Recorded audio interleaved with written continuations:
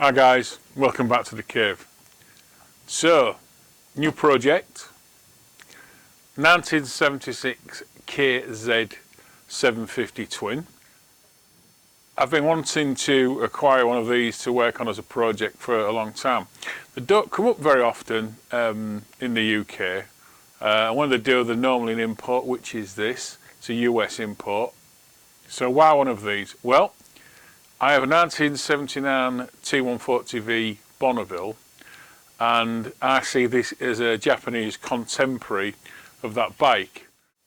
This one cost me just under £1,100, that's sterling, which seems a lot of money, I suppose, but I'm a Yorkshireman, so anything seems like a lot of money.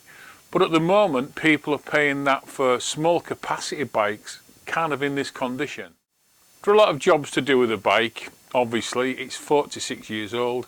Also, it's been stood for some considerable amount of time. I think it's been stood in fairly dry conditions, because in terms of sort of deep cancerous rust, it's pretty good. It's pretty free of deep rust. There's surface rust, but again, you would expect that. The tank's going to have to be cleaned on the inside. Again, just one of many jobs that need to be done. On the good side, the bike is solid. It's fundamentally all there, although some of the parts are in the best of conditions. But certainly the mechanical parts, you know, we can salvage, we can refurbish. Given that this is going to be a custom project build, we don't have to get too bogged down in originality. That said, there's a lot of original parts on this bike, and I'm going to be changing things out for, in some instances, more modern parts, particularly electrics. Also things like suspension. We'll put some new rear shocks on, and we will rebuild the front forks with probably progressive springs. Obviously there'll be a full rebuild in there, new seals, etc. So what needs to be done to the bike? Well, let's turn that question round. What doesn't need to be done to the bike? Again, it's a long-term project, and all I want to do at this stage is get the bike running. If I do that, I know I haven't bought a boat anchor, and that gives us something to work with.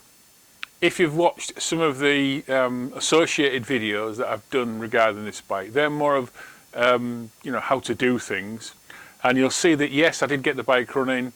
I had to clean the carbs out, I've done an oil change, so have a look in on those videos. But we'll try and take you through how we got to that stage. So before I even thought of turning the engine over, what we did was an oil and filter change. I also sprayed a little bit of oil down in the bores, took the plugs out, turned it over a number of times on the Kickstarter. Found out I was getting really good compression on both cylinders, something like 155, 160 on each cylinder, so good figures there. Also, I checked the points, re-gapped the points to the condenser. Looks in pretty good condition. I have got a new set to put in there when we come to do the final build. I have put new plugs in, obviously they've been gapped accordingly. So while we had the carbs off the bike and well, working on the carbs, I also cleaned and lubricated the cables, the push and pull throttle cables, and also the mechanism itself. As you can see now, it went from being very stiff to being super slidey, which is a good thing, both on the opening and closing mechanism, and with the carbs back on the bike, everything is good to go. The other thing, that while the engine sprocket cover was off to get at the oil filter, I also did a refurb on the clutch release mechanism and cleaned up the clutch cable itself. There is a really short video of me doing that, but it was worthwhile. I mean, the way it works now, it's literally a one finger operation. Well, technically a one thumb in the video. The electrics were not really working that well. So one of the first things I did was junk the old fuse box and replace it with a more modern blade type fuse holder. Also went round and cleaned all the connections. I had the switches apart and went in there with electrical cleaner. Went through the harness, literally unplugging an electrical cleaner, then plug everything back together. Did a continuity and resistance test on the wiring loom, on the wiring harness, and that worked out really well. And as you can see now, all the electrics are good to go, with one exception. The exception being the starter motor, and it's not actually an electrical problem. I believe it to be a mechanical problem. It won't turn, it would pop fuses rather than turn the engine over. So I removed the starter motor, just to have a quick look at it, and it's very, very stiff to turn. I suspect there's a bearing fail in there as well. So later time we'll pull that apart and see if we can do something with that. So when it came to actually start the bike, it was a case of using the Kickstarter. A bit out of practice on kicking over fairly big capacity twin engines, but we got there in the end. Again, there is an associated video of the first time start up. It's worthwhile seeing. The bike ran quite well. The engine felt sound, it felt good. There was a misfire on the right hand cylinder. We'll sort that out. I think that's back to having another look at the carbs, but we'll work through and we'll solve those problems. As I mentioned, a lot of the parts on the bike are good, or certainly salvageable. The rims are certainly going to clean up well. I've had a really quick go with a system that I like to use, and they're showing up promising. Then the indicators, there's a problem with each of them, but there's enough, I think there's enough left to be able to make at least a pair of good original indicators up out of that. The headlight shell or headlight bucket, that seems to be original. The actual seal beam unit and glass are off something else. They've been MacGyvered onto the headlight bowl. So at some point the silencers have been removed, and someone's put turnouts on. I think I said in the startup video, not my thing. It's not a major problem because we would have been changing the silencers, if not the whole of the exhaust system anyway. Both the brake calipers, front and rear, were seized. They nearly always are on a project like this.